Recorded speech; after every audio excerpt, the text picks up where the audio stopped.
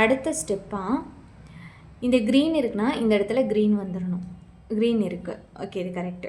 அதே மாதிரி ஒயிட்னா இந்த இடத்துல ஒயிட் இருக்குது, இதுவும் கரெக்டு. இப்போது இங்கே ப்ளூனா இந்த இடத்துல ப்ளூ வந்திருக்கணும், வரல. அப்போ நம்ம இந்த இடத்துல ப்ளூ வந்து கொண்டு வர வைக்க போகிறோம்.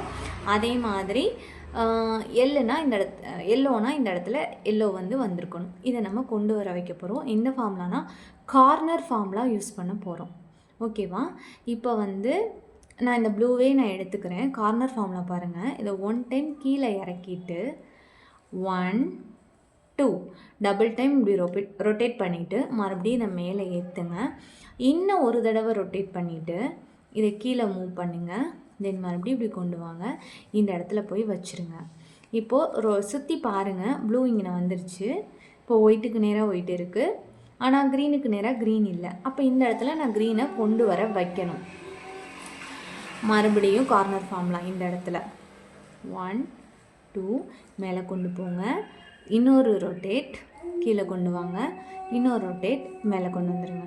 இப்போ ரொட்டேட் பண்ணி பாருங்கள், க்ரீனுக்கு நேராக க்ரீன் வந்துருச்சு, எல்லோவுக்கு நேராக எல்லோ இருக்குது, ப்ளூக்கு நேராக ப்ளூ இருக்குது, ஒயிட்டுக்கு நேராக ஒயிட் இருக்குது. இதுதான் அடுத்த ஸ்டெப். தேங்க்யூ.